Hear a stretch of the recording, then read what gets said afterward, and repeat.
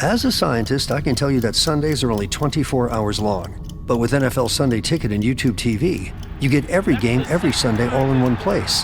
That's upwards of 30 hours of NFL in one day. How can there be 30 hours in 24 hours, you ask? I have a theory. Magic. New users get NFL Sunday Ticket for 8 payments of $34.50 per month. Sign up at NFLSundayTicket.com. Local and national games on YouTube TV. NFL Sunday Ticket for out-of-market games excludes digital-only games and commercial use. Terms and embargoes apply. Availability varies. Raise the rudders! Raise the sails! Raise the sails! Captain, an unidentified ship is approaching. Over. Roger. Wait, is that an enterprise sales solution? Reach sales professionals, not professional sailors. With LinkedIn ads, you can target the right people by industry, job title, and more. Start converting your B2B audience today. Spend $250 on your first campaign and get a free $250 credit for the next one. Get started today at linkedin.com/campaign. Terms and conditions apply. Hey, it's Paris. You know I love sparkly things, right? Like stars. Duh. And thanks to Hilton and AutoCamp, I just slept under them. Picture me, serving looks by the fire outside my luxurious Airstream, making s'mores with the kids, while a national park is our backdrop. The great outdoors meets Hilton hospitality. That's hot.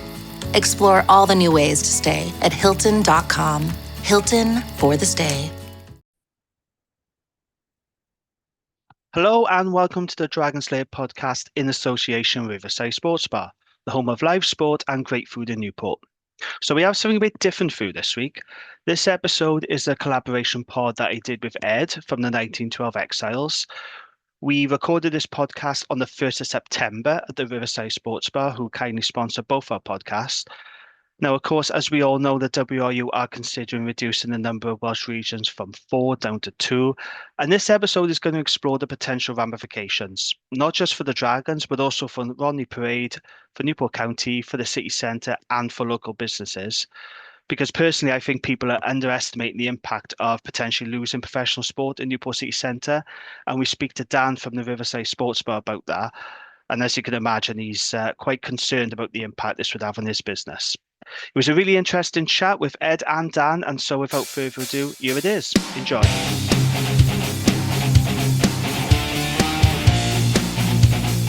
Welcome to the Dragon Slayer in association with the Riverside Sports Bar in Newport, an American-style bar with a proper Welsh feel. Well, here's a question for you, Jamie, to get us up and running. From an incredibly naive perspective, as someone who doesn't really watch rugby, is this a situation of chickens coming home to roost? Because when the Welsh rugby region started in 2003, is that right? That's right, yeah. As a football fan looking in, it seemed absurdly optimistic to me that the WRU thought that fans of each of the old historic club sides would suddenly transfer their allegiance overnight to these kind of amorphous regional franchises, and I always thought that match-going fans would much prefer those kind of local and hyper-local derbies against genuine, local rivals from up the road, rather than what we have now, where the regions have a few games a season against the other Welsh regions, but then a load of games where you need a load of air miles in order to be able to go and watch your team play. But is that like a really naive and old-fashioned view? I suppose really the question is the problem that the WRU are seeking to fix here, is it about attendances and the financial viability of the clubs, or is it about the quality of the players that are getting developed through the regions? Right, so let's not talk about 2003 because that's a separate pod on its own and we'd be here all night. We haven't got time for that. What is the problem? So the problem is that Welsh rugby is in crisis. Not for the first time, of course. Welsh rugby has had many crises, but I would say Welsh rugby is at its lowest ebb since the game turned professional. You've got the men's team receiving back-to-back wooden spoons in the Six Nations and losing a record 18 test matches in a row. 644 days without a win. It was a very long time, wasn't it? Even County have won in that time. Exactly, even the Dragons. The Welsh regions are struggling in a very tough league. There's no salary cap in the URC, and the Welsh regions have been operating on reduced squads and playing budgets. That makes it hard to be consistently competitive. And they've basically been fighting with one arm tied behind their back. So it's been difficult for her. The under-20s are struggling. Wales women, I don't know if you've been following the World Cup. They've had a very difficult World Cup. Something has to change. I think everyone in Welsh rugby knows that the status quo can't continue.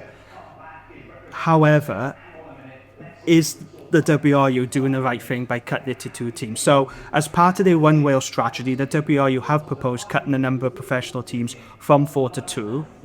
So there are 4 models being considered. I'll just quickly run through them. So model A is 4 clubs with unequal funding. So you'd have like 2 teams full fat and 2 teams semi-skimmed, if you like. And then, would the idea with that be that the semi-skimmed clubs, if you like, they'd be sort of development arms of the main 2, or like how would that work? They'd be on less funding, and I suppose you could call them development teams, yes. We'd have 2 teams on more funding, and they would be more equipped to compete in the playoffs of the URC and in the top tier of European rugby, and then the other teams would obviously be more of a developmental on less funding. Model B is 3 clubs with equal funding. Model C is 3 clubs with unequal funding. And Model D, now this is what the union want. They want 2 clubs with equal funding. That's the preferred model of the union. There's also the potential of 2 new women's teams, and the WRU has also proposed the creation of a national campus. Now, when we say 2 teams, we don't know if that's 2 brand new entities. There's a lot of talk about East and West, or it could be 2 of the current teams. We just don't know. We don't have that information as of. But if I've got it right, the 4 models that they've set out, the one that is their preferred one is also like the cheapest one for them to run, which doesn't feel like a coincidence. Is that right? Yeah, so they would get larger budgets.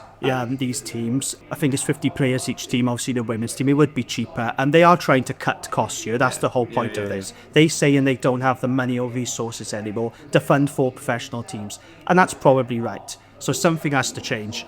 Now the WRU insists that no decision has been made.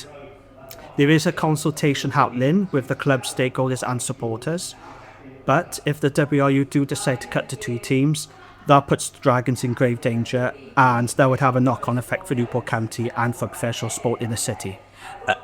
And I guess, we'll come on to that kind of knock-on impact and the implications for county and for the city. But I guess just to throw back to the question I started with, is it partly that the whole model of having regions that are dependent on the WRU for funding rather than it being based on TV deals and people coming through the gate like that, because God knows football is heavily dependent on TV income, but at the level that county find ourselves at, actually it's punters coming through the gate that basically pays the bills for the most part, whereas it seems to me like the Welsh regions, because they're used to having this tap of funding from the WRU, it therefore means that actually the WRU holds the cards rather than the club. So is it partly that? I mean, like I say, these are naive questions from someone who no, doesn't not at all. So mostly. the clubs are reliant on funding. So we got 3 private businesses. Cardiff are now being taken over by the WRU because they went into administration. They're private businesses, yet they do rely heavily on WRU funding. But this is more to do with the impact on the national team. So when Wales were winning, the WRU didn't care about the regions. They didn't care, they didn't fix the roof when the sun was shining. Their concern was Wales winning. The problem is Wales aren't winning, and Welsh rugby is in crisis. They're saying they don't have the funds anymore or the resources to fund 4 teams. That is why we are where we are now. If Wales weren't doing so, if Wales were better, we wouldn't be in this position. But they've lost 18 test matches in a row. The game is in crisis from grassroots to the region. So that's why we are where we are. And like I said, people recognise that we need change in Welsh rugby. No one's saying we don't need it. No one's being naive. I just don't like this model that's being proposed, this Model D, their preferred model, because I think it'd be an absolute disaster. 2 new East and West teams. I mean, for example, where would they play? Yeah. There's no details on that. What would they be called? Who would support them? 2 teams with no history. At least if you kept 2 of the current teams, you're disenfranchising 2 sets of supporters, which is still bad, but it's not as bad as if you disenfranchise 4 sets of supporters. So, yeah, we are where we are because of the national team, because the WRU have said, look, we can't fund 4 competitive teams anymore. So you slightly anticipated the question I was going to ask then. So if the Dragons did disappear, what happens to their support? Because you said on your pod, and I agree, it's highly unlikely that thousands of Dragons fans based in or near Newport are going to compliantly jump on a bus or a train and go and watch the Cardiff-based region that is almost certain to continue given what the WRU have indicated. So do those fans revert to the old Newport RFC? Would their crowds be significant enough that Newport RFC could return to Rodney Parade, or is that kind of wishful thinking? You're a Dragons season ticket holder. Where does your support go if the Dragons disappear? So I've got a backup plan. If the Dragons disappear, I will still carry on following Newport County, of course, wherever they play in. I did go over to Spitty last season to watch a few Newport RFC games, and I actually enjoyed it. It's very entertaining. I went to the festive derby between Cardiff, and it was from the best games of rugby I've seen for a long time. It was very entertaining. But it's a different kind of rugby. This is semi-pro rugby. This is developmental rugby. I guess it would depend on the individual. I guess some would take up a season ticket and go and watch Newport RFC. Of course, not every Dragon supporter is a Newport RFC supporter. Some will follow Pontypool, some will follow Ebbw some will follow local teams like Cross Keys, Newbridge, and that's fine. What I think will happen, my fear is, I do think that some will walk away from the game completely because they've just had a gutful. And I also think as well, you're going to see a lot of people going over the bridge to watch Gloucester, Bristol and Bath in the English Premiership. They do have a good following in Wales, the English Premiership clubs, particularly Bristol and Gloucester, because they've got a lot of Welsh players. Very easily commutable from Newport to Gloucester and Bristol. So that's what I think will happen. My fear is that we lose people from Welsh rugby completely, or they'll just go over the bridge and watch English rugby, and that's when the English Premiership will benefit, and Welsh rugby will miss out. And there's no kind of chance that the Dragons could re-emerge as like a club side within the English setup or anything, is there? Like, because I've seen some people suggest that, but that seems to me like a bit of a non-starter. Yeah, I'd say that's highly unlikely. Because of the lack of WRU funding? Or first of all, for the lack of WRU funding. Secondly, they would need permission from the WRU, from PRL, and from the RFU. So they would need approval from 3 governing bodies. The English... This sounds like an awfully familiar scenario for Newport County fans to be thinking about. But the English clubs have got to agree to it, mind. So it's no good saying, just get Dragons in the English Prem or the English Championship, as some people saying. Well, the English clubs might not want us. There's a lot of hurdles to go through. So unfortunately, it's a nice idea. It's nice theory, but in practice, it's probably a non-start. I'd say it's highly unlikely. What I would say, though, the 2 teams that are remain, is probably more likely that they would go into the English Premiership. I'd say that's more likely than the 2 teams that have been axed, because it's just a lot of hurdles to get through, and like I said, you need a lot of approval from various governing bodies. Yeah.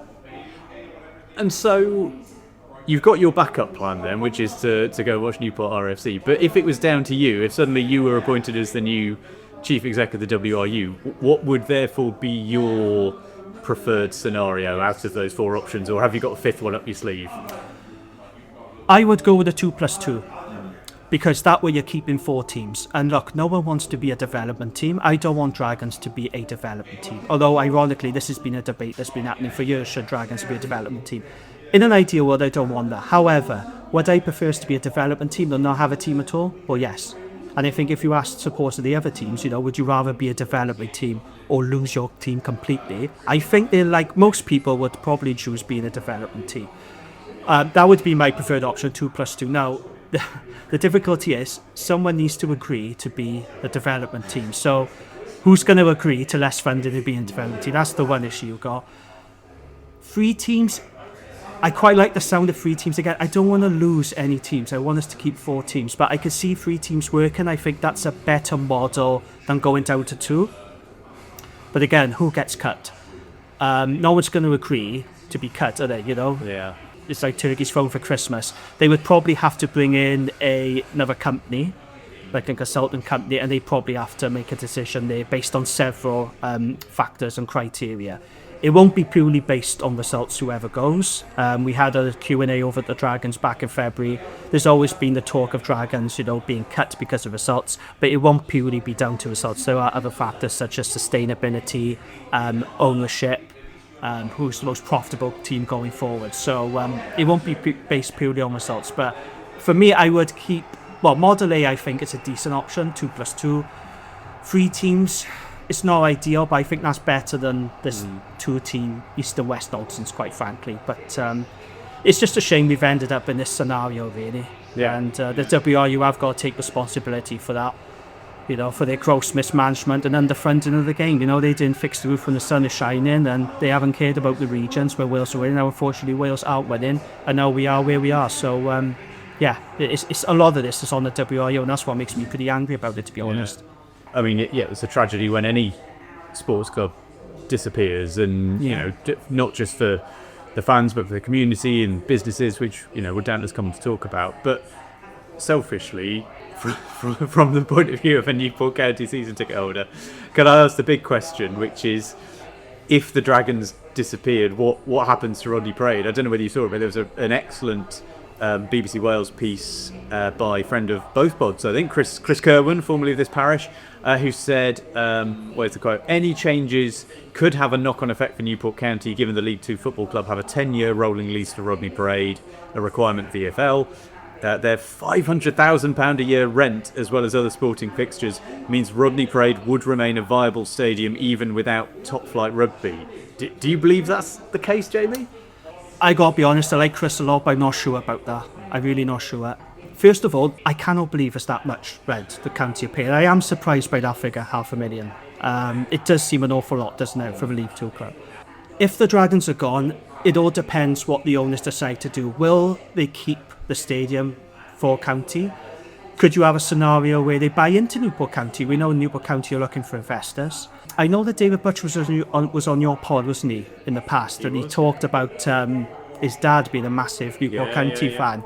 So there is a connection there, if David Butcher wanted to get involved, could that be one way to get involved and keep Rodney Parade? But well, from his point of view, I mean, his investment with Rodney Parade means he needs pro sport to be there, so you would think that he's got a strong incentive, but I don't know, maybe he's got an eye on the long game as well. I mean, that's always the worry, is that land more valuable if you bulldoze down the stadium and build housing? Well, let's not forget that's very prime land in Rodney Parade. They could make a tiny profit from that, couldn't they? So do they just decide, well, we've been shafted by the WRU, we had all these plans for the Dragons, we bought the stadium because that came with the Dragons, now we haven't got the Dragons, we might as well sell it for housing. I think that's the worry I got. If Dragons do go, and I think county fans should be worried about this as well.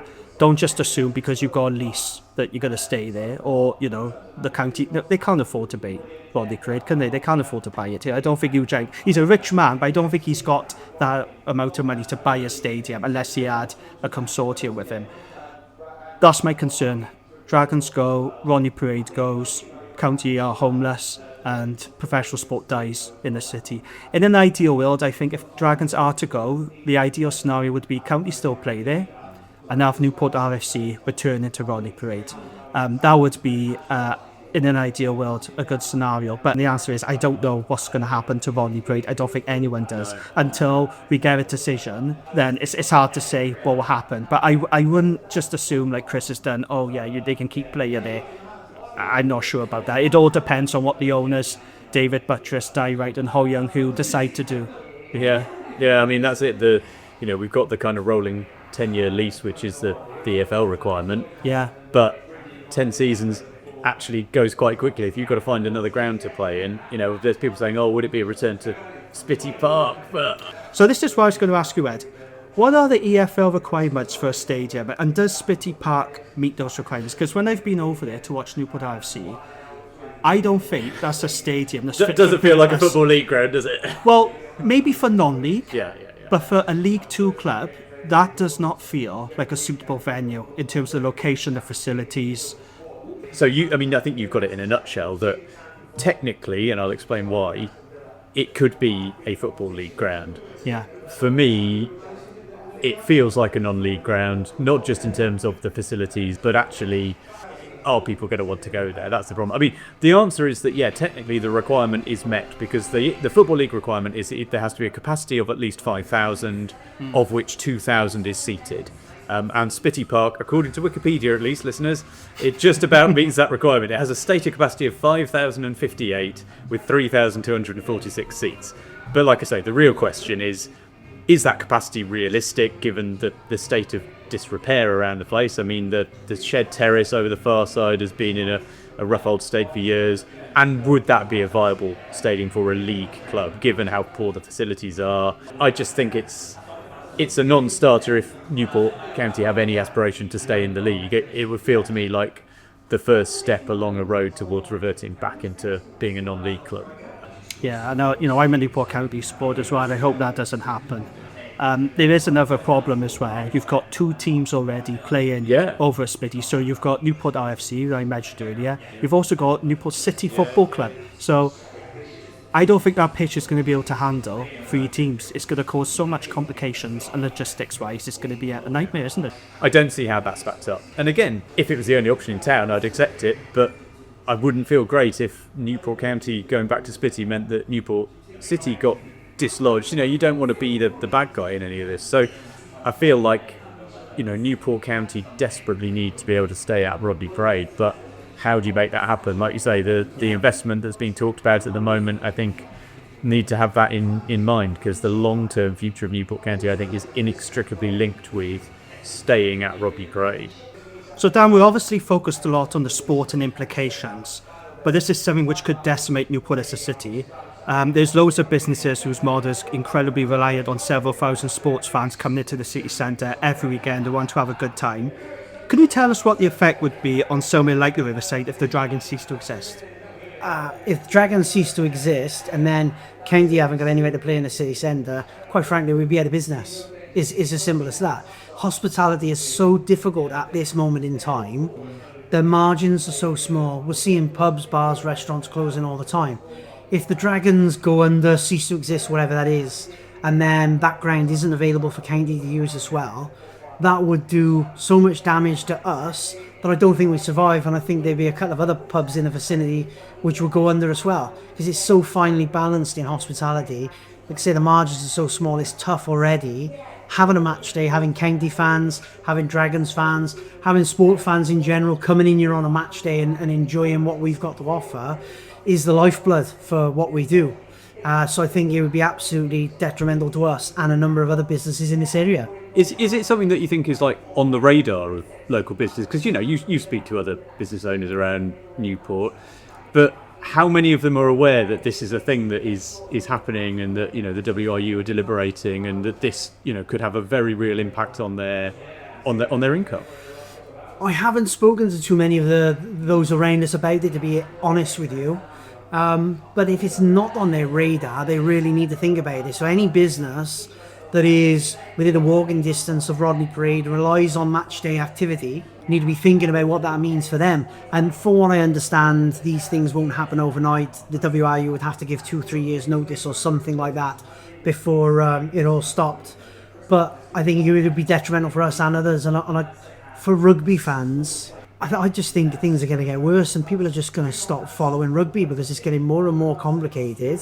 With Gwent Dragons, we're looking at the fixtures going, they're home this week, they're away next week, they don't play for 3 weeks, they're in South Africa for a fortnight. Then you don't know for certain what's going on with the Dragons when they're playing. It seems to be all or nothing and patchy, and we're kind of looking at the fixtures going, I think they're not home now for another couple of weeks. They're in South Africa for a couple of weeks. There's internationals on, they're not playing.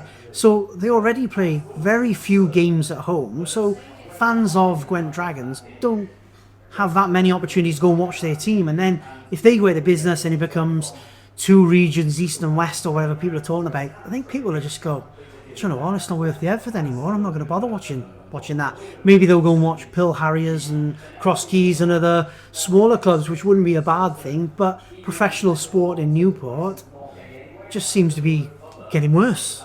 And I mean, you really heavily market yourself as being a sports bar, for sports fans to come into pre-match. I know you get plenty of away fans for the football. I guess it's slightly less with the rugby because South African teams are bringing loads of away fans and stuff. But I mean, it's not just the impact that has on your income, but it also changes kind of how you're able to position yourself, I suppose.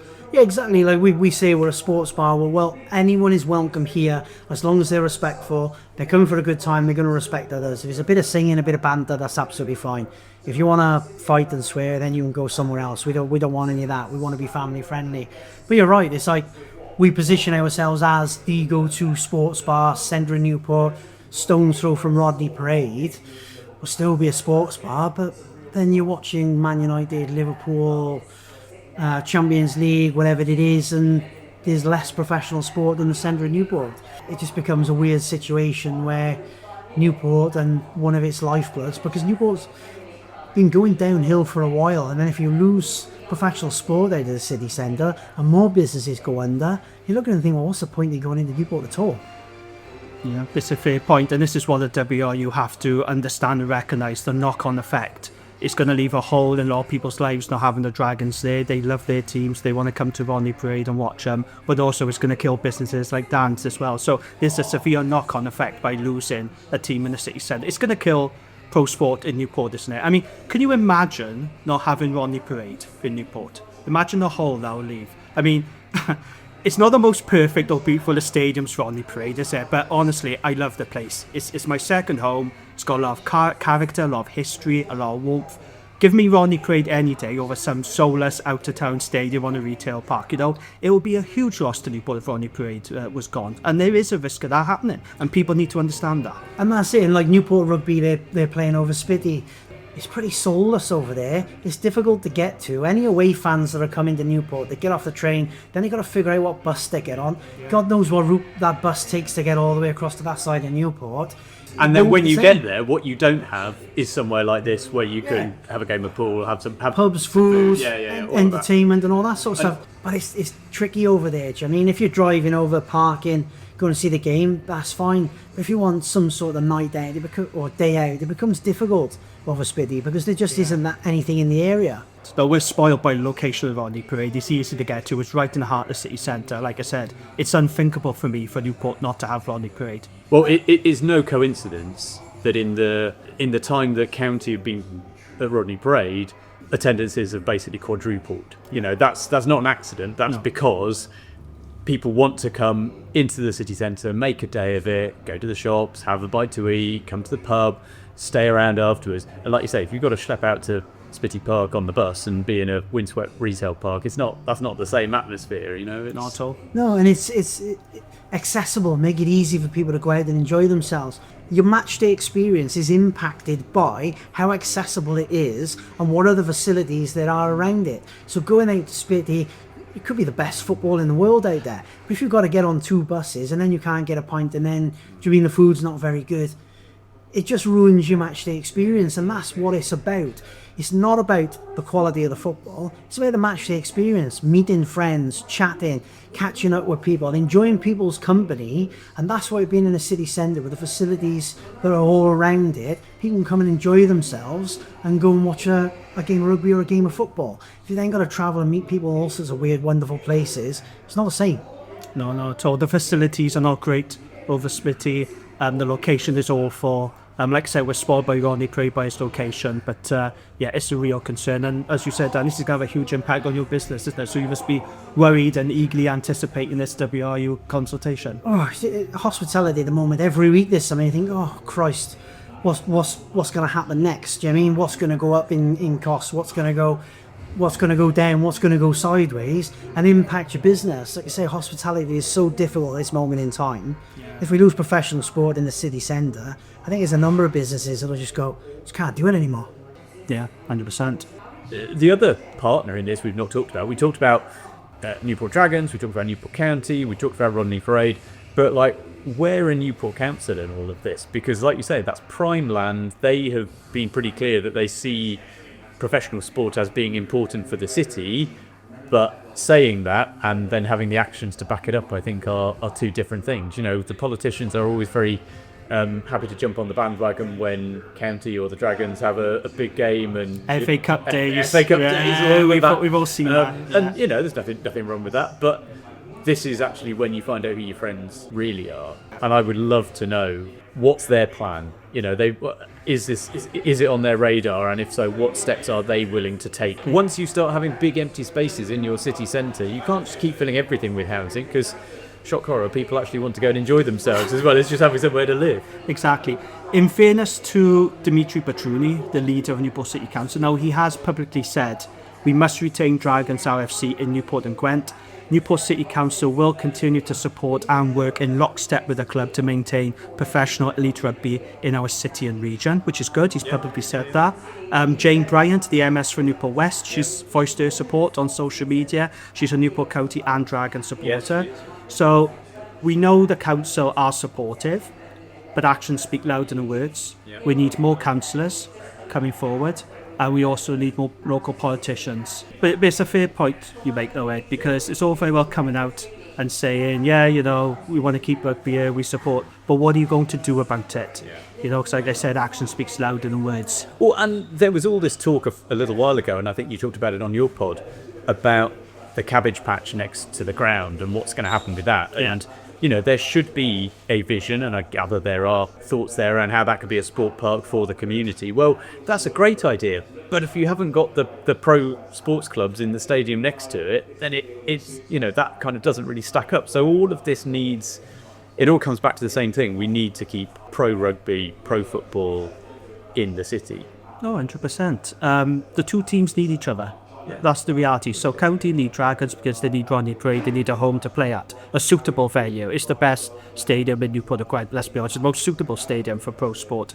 The Dragons need County for the revenue. They earn rent from them, food and drink revenue. They are an important revenue stream for the Dragons. So it's good for both teams to remain at Rodney Parade, and that's why they both need a collaborative approach. We need a collaborative approach from both clubs, from the city's politicians, from the councillors. We basically need everyone to stand up and make their feelings heard and actually do something about it and not just say, The consultation's open now, right? Did it open today? Is that right? Today, 1st of September. So there is a public consultation as well. There is a it's all happening today. We got consultation opening, transfer deadline day. It's all kicking off around. It's exciting, isn't it? Yeah. So supporters have the opportunity to make their voices and feelings heard. And that's a good thing. But the question is, will the WRU listen? That's my concern, because for anyone who's followed Welsh rugby, we know that listening is not the WRU's strongest suit. So that's my concern. Have they already made up their mind? And this consultation is just a tick box exercise? Or are they actually going to listen to the concerns and business owners? And people like, Dan as well. They need to listen to the business owners and everyone involved in the area, because it's going to have such a detrimental knock-on effect from City of Newport and Gwent. So go on then, you've alluded to it, Jamie. What are the WR going to do? Will they listen? Can they be influenced? Let's have some predictions. What's going to happen? Well, we know what Dave Reddin, Abby Tierney and Richard Collier would want. They want two teams, East and West. Now, the WRU executive have made their decision, but it requires board approval. So far, the board have only approved the consultation process, so they are the people to put pressure on. There is a 6 weeks consultation period with stakeholders before a final decision, which is expected by the end of October. Now, I have spoken to people at the Dragons, and the owners are fighting hard for survival. If the Dragons are cut, I'm pretty confident they will take legal action. So I don't know if you remember, but back in May, the Dragons signed a new 5-year PRA deal. This was the Professional Rugby Agreement. Now, they believe... That was the one that the Dragons and Cardiff signed? That's Is that right? And the other two didn't? Yeah, so Dragons signed it because they're owned by the union, so they had no choice. Ospreys and Scarlets didn't sign it because of concerns that the WRU were going to turn Cardiff into a super club. They had concerns they were going to get more money than the others, so they didn't sign it out of principle. And then the deadline was gone and they just didn't get around to sign it, so there's been a big hoo-ha about that. But Dragons signed this deal, and they believe there is a legally binding contract that secured their future. They also submitted a legal side letter. Now, this is what the chairman, David Wright, told the Argus back in May after he signed the deal. He said, "We signed with legal assurances that we believe are sound.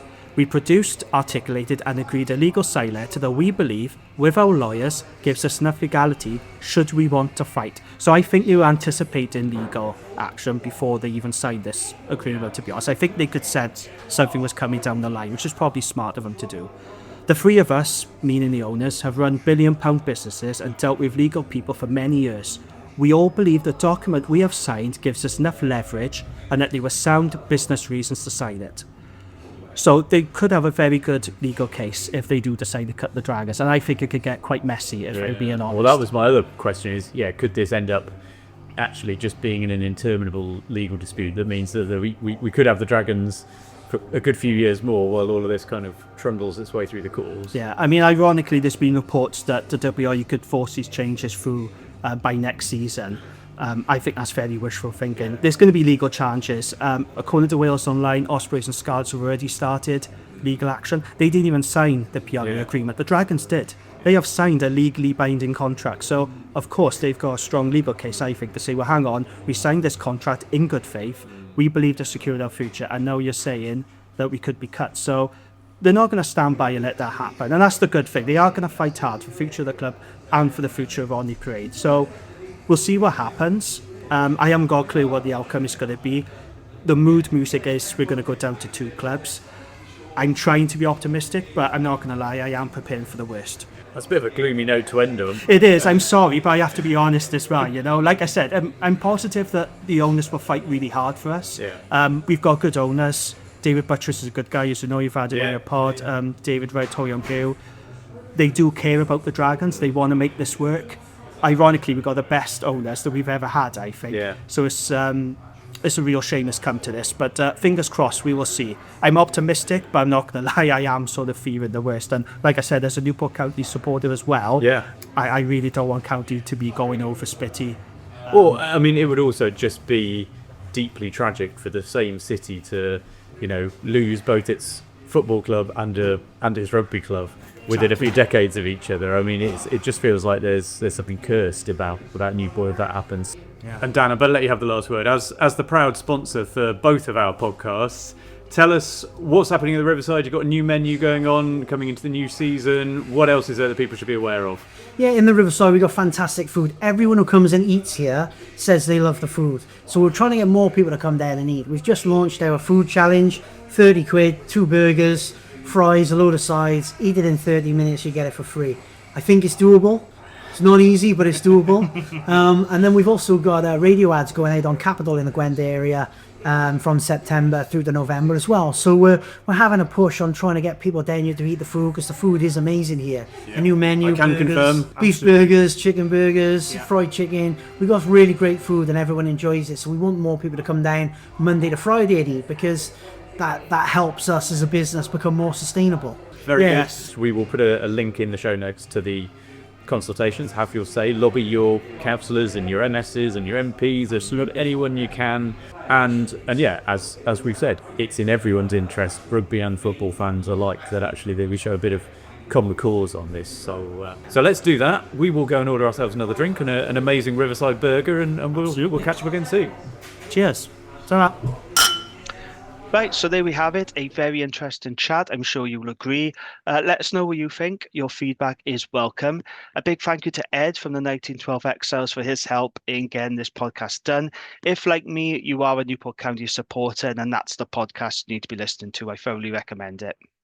As for Dragon Slayer, we'll be back next week with our big season preview. But until then, take care of yourselves, and we'll see you on the next one.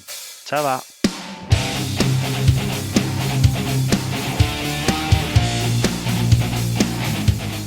That was The Dragon's Lair, in association with the Riverside Sports Bar in Newport, an American-style bar with a proper Welsh feel. Join us again next week for more of the same.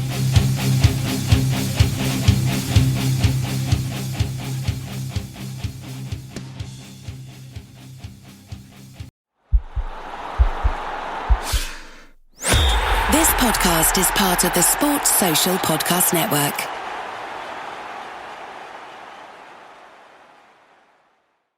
At Arizona State University, we've made online education better, smarter, and more personalized, so you can go further in your aspiring field. I decided to pursue medicine once I realized that ASU did have the online program for biological sciences. You're still required to learn the same curriculum. You're still being tested on the same content that anyone would be tested on in person. The comprehensiveness of the program prepared me so well for medical school. Explore over 350 plus programs at asuonline.asu.edu.